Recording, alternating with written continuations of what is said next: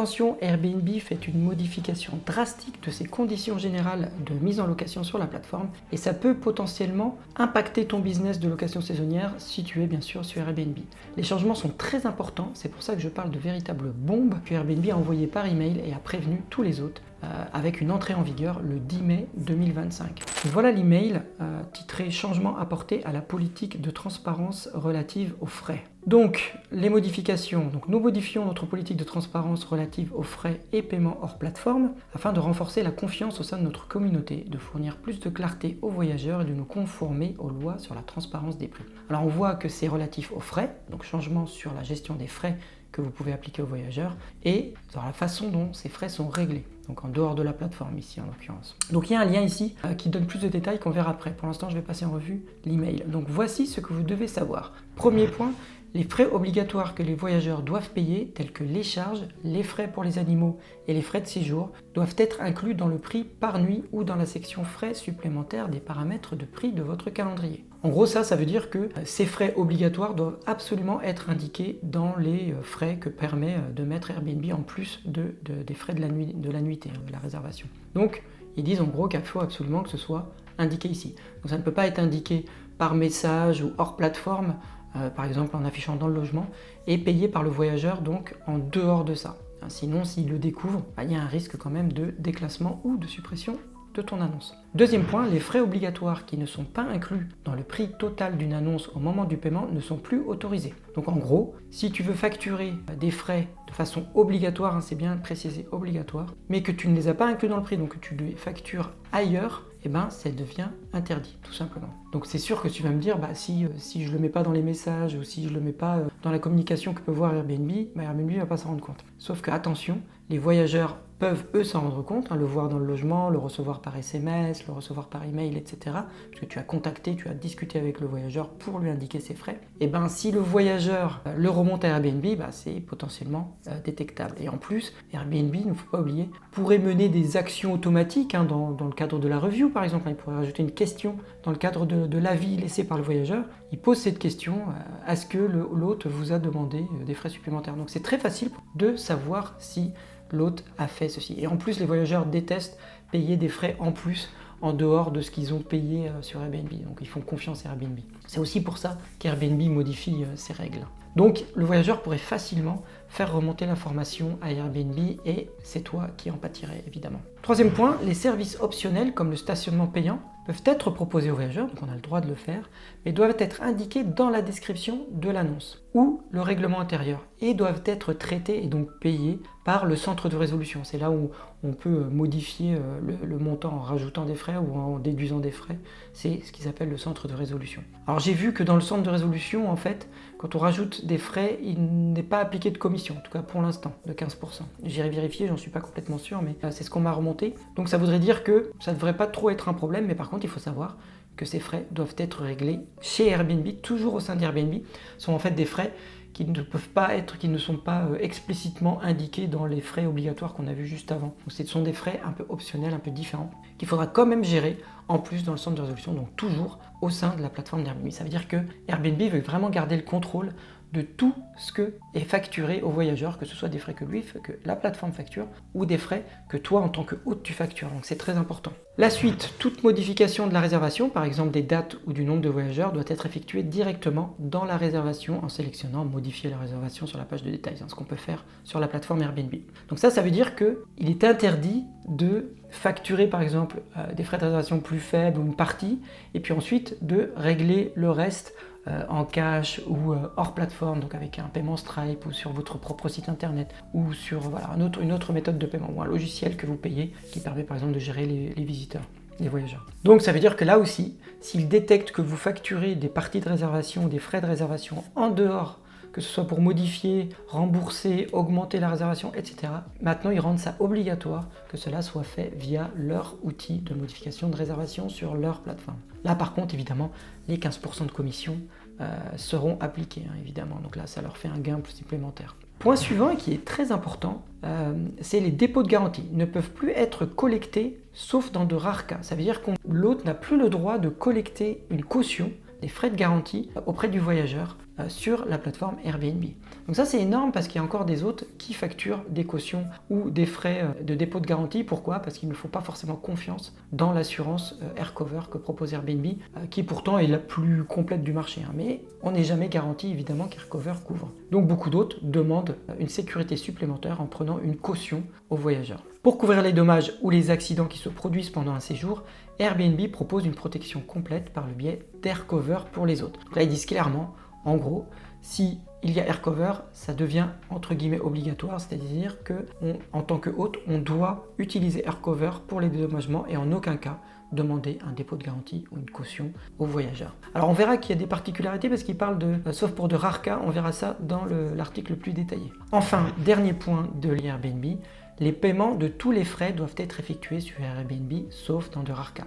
Bon, ça reprend un peu tout, c'est-à-dire que dès que le voyageur a nécessité de faire un paiement, il doit obligatoirement être fait dans le cadre de la plateforme, soit dans l'outil de modification de réservation, soit dans le centre de résolution. On va maintenant cliquer le lien pour en savoir plus et avoir plus de détails. C'est le lien qui est donné dans l'email. Ça permet de mieux comprendre parce que l'email est un peu succinct, résumé. Donc voilà la page en question. Donc politique de transparence relative aux frais et aux interactions hors plateforme. Donc là on voit que ça ne parle pas uniquement de frais mais aussi d'interactions hors plateforme. Et tu vas voir que ça a une grande importance par la suite. En accueillant des voyageurs sur Airbnb, vous acceptez de vous conformer à nos conditions et politiques, blablabla. En cas de violation répétée ou grave, nous pourrons être amenés à suspendre ou désactiver définitivement les annonces ou le compte d'un utilisateur. Donc voilà, les conséquences sont quand même très importantes, qu'on ne peut pas négliger ça. Donc c'est comment dire, si la sanction tombe, ça va être très compliqué ensuite de récupérer son annonce ou son compte si jamais on a son compte désactivé. Donc imagine, si tu gères 5, 10, 20, 100 logements, et ben ça peut être potentiellement grave. Donc en tant que professionnel et même en tant que particulier,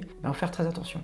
Donc je vais reprendre les éléments qu'ils indiquent dans cette page. Donc le premier élément, c'est exclure Airbnb de réservation en cours, à venir ou répétitive. Donc ça, c'est ce qu'on a vu tout à l'heure. Donc cela comprend demander ou encourager les utilisateurs à exclure Airbnb de réservation en cours, à venir ou répétitive, c'est-à-dire qu'en fait, dès que tu incites le voyageur à faire une réservation hors de la plateforme, que ce soit pour la même, pour une suivante, ou plusieurs fois d'affilée, donc que tu le pousses à une autre plateforme, par exemple ton site en direct, parce que tu peux le facturer moins cher dans ce cas-là, puisque tu ne paies plus les frais Airbnb, si tu veux développer ta location en direct, tu ne pourras plus solliciter les voyageurs Airbnb. Et surtout pas, évidemment, via la messagerie d'Airbnb, puisque là, Airbnb va pouvoir le détecter directement. Et si tu ne le fais pas via la plateforme Airbnb, mais d'une autre façon, dans le logement, ou par SMS, ou en appelant le voyageur, il y a toujours un risque, puisque comme je l'ai dit tout à l'heure, Airbnb pourrait très bien poser la question au voyageur s'il a été sollicité pour régler des réservations hors de la plateforme et il pourrait très bien te dénoncer pour une raison X ou Y.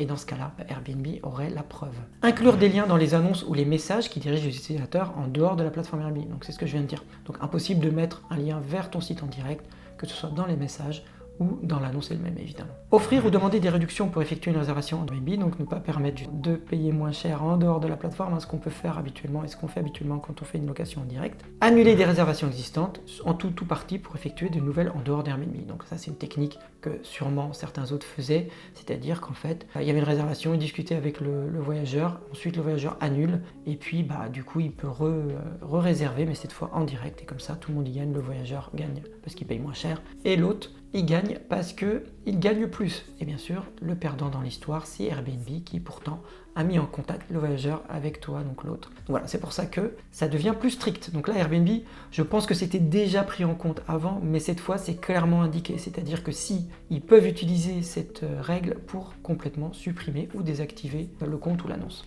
Deuxième point, ne pas divulguer les frais de réservation au moment de la réservation. Donc là, c'est pareil, ça reprend en détail les frais qu'on a vus tout à l'heure. Et donc là, on peut être hors les clous si ne pas inclure les frais obligatoires dans les champs de prix fournis par Airbnb. Donc il faut vraiment utiliser les frais proposés et les champs de prix indiqués par Airbnb. Les frais obligatoires sont des coûts que les voyageurs doivent payer en fonction du nombre de nuits réservées, du nombre de personnes et du nombre d'animaux. Voici quelques exemples de frais obligatoires. Frais de service type électricité ou gaz, frais pour les voyageurs supplémentaires, frais pour les animaux, frais de séjour, frais de gestion, frais de destination, frais d'association de propriétaires et taxes, voir l'exception ci-dessous. Tous les frais obligatoires doivent être indiqués dans le champ de frais approprié ou dans le prix par nuit s'il n'y a pas de champ de frais applicable. Donc s'ils n'ont pas prévu le champ, il faut quand même que les frais obligatoires soient inclus dans le prix. Donc en gros, le voyageur, quand il fait une recherche et qu'il voit les prix, Airbnb veut que le prix affiché soit celui qu'il paye complètement, définitivement, peu importe ce que vous proposez. Donc par exemple, si vous proposez un petit déjeuner, du champagne ou ce qu'on veut, et ben ça doit être inclus dans le prix de la réservation, soit en la modifiant, soit dans le prix de base indiqué sur le site, soit si c'est un frais qui peut être indiqué dans les frais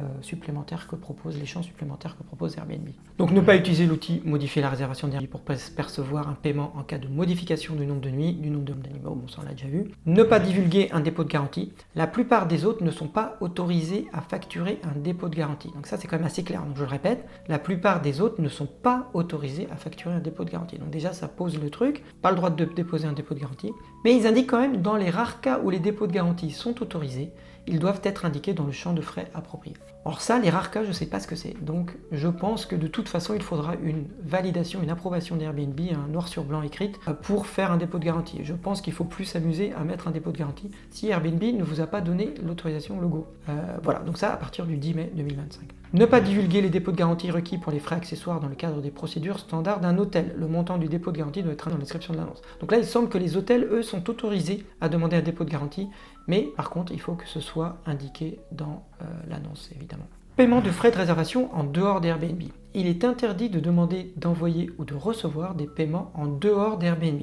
Cela comprend le coût de la réservation et le paiement des frais liés aux réservations. Par exemple, les frais optionnels pour le chauffage de la piscine. Donc impossible de demander qu'un quelconque paiement en dehors d'Airbnb, dans les conditions d'Airbnb. Les exceptions, il y a quand même des exceptions. Certains hôtes connectés à un logiciel peuvent percevoir le paiement des frais obligatoires et des dépôts de garantie en dehors de la plateforme Airbnb. Donc ça on cliquera et on verra après. Donc quand on utilise un certain logiciel, alors moi c'est un logiciel donc on verra si ça marche. Si vous utilisez un logiciel, on peut être exempté. Les hôtels peuvent demander une carte bancaire ou un dépôt en espèces à l'arrivée pour couvrir le coût des frais accessoires dans le cadre de leur procédure habituelle. Donc on peut quand même, pour les hôtels, demander une empreinte de carte bancaire. Les hôtels peuvent également percevoir le paiement en dehors de la plateforme Airbnb pour les frais facultatifs, par exemple le stationnement lorsque cela fait partie de leur procédure habituelle. Donc là on voit quand même que les hôtels ont quand même des exceptions, c'est-à-dire que les hôtels sont autorisés, par contre le particulier qui loue son logement, lui non. Ça donne un peu l'impression que on fait deux poids deux mesures et qu'en gros si vous êtes un particulier, si tu es un particulier, eh ben tu appartiens en quelque sorte, ton business appartient un peu à Airbnb. Par contre si tu es un hôtel, pas de problème. On voit quand même qu'ils font des gestes envers les hôtels et ça sent quand même la concurrence avec Booking.com qui cartonne avec les hôtels et je pense que Airbnb veut prendre une part de ce gâteau du marché. Je peux me tromper mais ça y ressemble fortement. Ensuite, demandez aux voyageurs leurs coordonnées ou informations personnelles ou les utiliser sans lien avec leur séjour ou au détriment de la qualité de leur séjour. Donc premier point, demandez aux voyageurs leurs coordonnées avant la réservation. Toutes les communications avec les voyageurs avant la réservation doivent se faire sur Airbnb. Bon ça c'est le cas simple, on fait une demande de réservation, donc c'est à vous d'accepter ou pas la réservation, et là on peut discuter évidemment avec le voyageur. Alors on n'a pas les infos du voyageur à ce moment-là, mais certains autres l'utilisaient bien sûr pour avoir les coordonnées et ensuite leur proposer d'autres choses ou de réserver en dehors de Airbnb. Donc ça évidemment c'est complètement interdit, mais ça l'était juste déjà avant, ou en tout cas implicitement. Deuxièmement, demandez aux voyageurs leur adresse email, leur adresse postale ou d'autres moyens de communication en utilisant le système de messagerie Airbnb ou l'email anonyme après une réservation. Ça, évidemment, ça rejoint la même chose. Donc pas le droit de demander les coordonnées sur la messagerie, et puis tout court d'ailleurs. Demandez aux voyageurs leurs coordonnées après une réservation afin d'effectuer des vérifications d'antécédents ou de crédit. Donc là c'est intéressant, c'est qu'on ne peut même pas leur demander par exemple un email ou quoi pour par exemple faire une vérification d'identité. Donc il va falloir se garantir avec la vérification d'identité d'Airbnb. Donc moi dans mon cas, je trouve ça plutôt normal parce que Airbnb fait déjà la vérification d'identité, donc normalement pas besoin de vérifier les antécédents, Airbnb s'en charge déjà.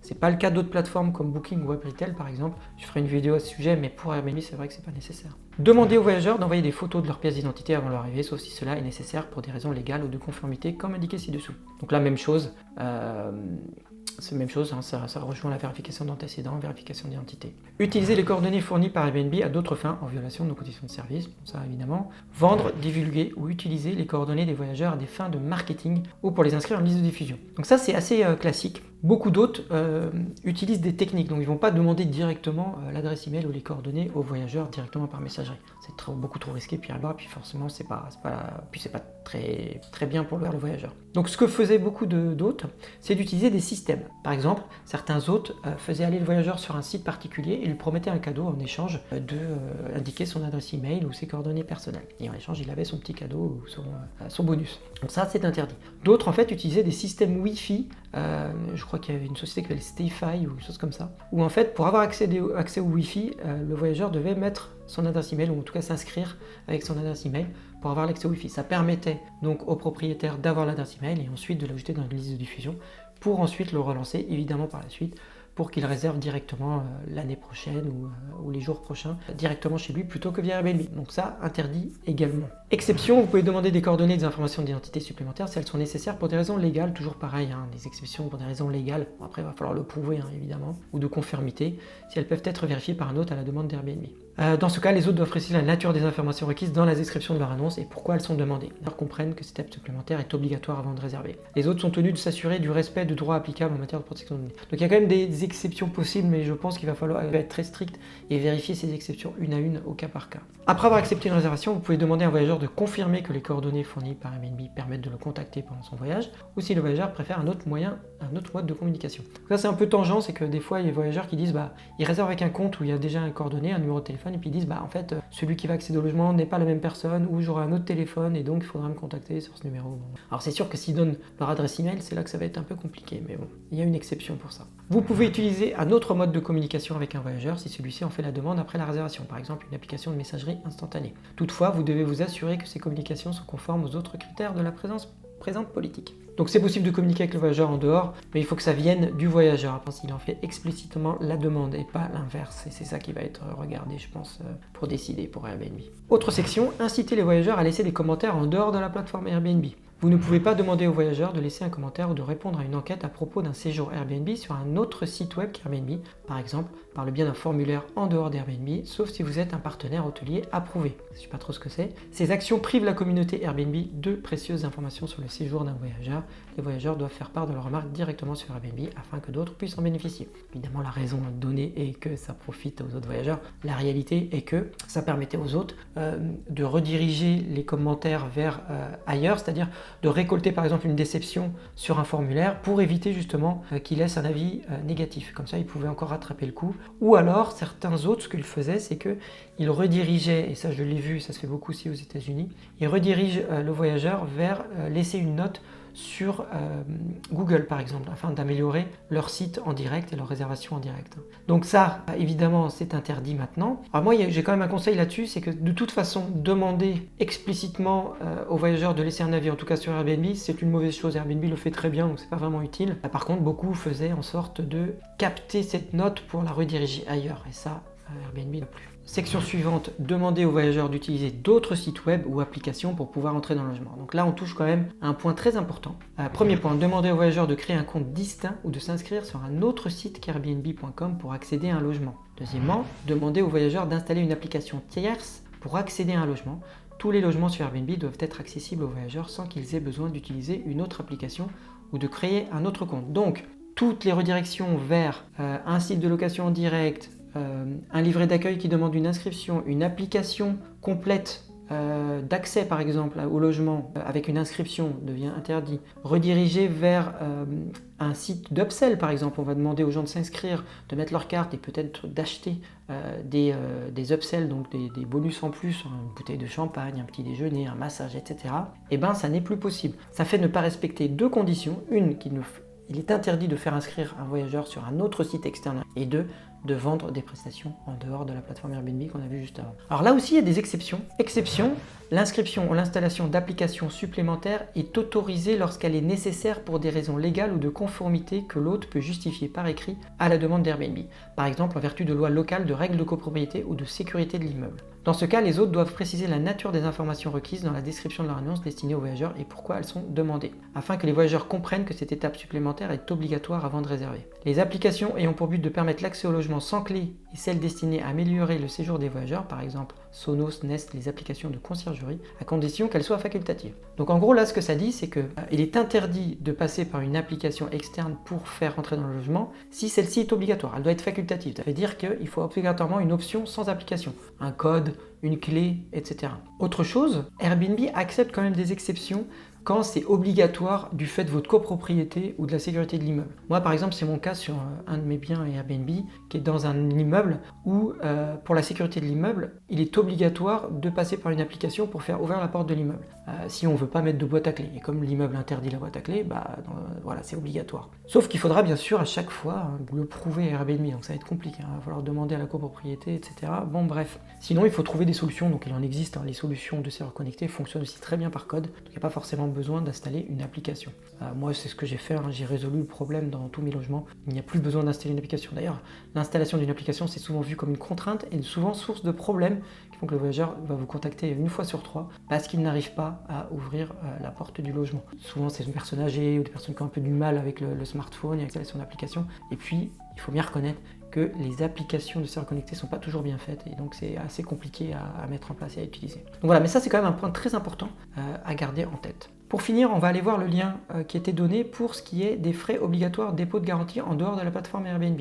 Donc collecter des frais en dehors d'Airbnb. Dans quel cas un hôte peut-il collecter des frais en dehors d'Airbnb? Dans certains cas, Airbnb peut autoriser certains hôtes connectés à un logiciel, c'est le cas par exemple si vous utilisez un channel manager, à collecter des frais obligatoires par le biais d'un mode de paiement en dehors de la plateforme Airbnb, à condition qu'il soit inclus dans le détail du prix de l'annonce au moment du paiement. Donc il faut quand même l'indiquer dans l'annonce sur Airbnb. Voici quelques exemples de ces frais. Frais de séjour, y compris le coût d'équipement tel qu'une piscine, salle de sport ou Wi-Fi. Charges et frais de copropriété. Les hôtels peuvent également collecter le paiement en dehors de la plateforme Airbnb pour les frais facultatifs lorsque cela fait partie de leur pratique commerciale habituelle, par exemple pour le stationnement. Les autres hôtes doivent collecter le paiement des frais facultatifs par le biais du centre de résolution. Là où Airbnb ne collecte pas de taxes, ou lorsque les hôtes sont légalement tenus de les collecter directement, on l'a déjà vu, les taxes obligatoires. Donc là, ce qu'ils disent, c'est qu'en gros, assez bizarrement, apparemment Airbnb s'ouvre de plus en plus aux hôtels, les hôtels peuvent collecter les frais en dehors de la plateforme, ce qu'on disait tout à l'heure, sauf que les autres hôtes, qui ne sont pas des hôtels, eux, doivent passer par le centre de résolution, donc via Airbnb.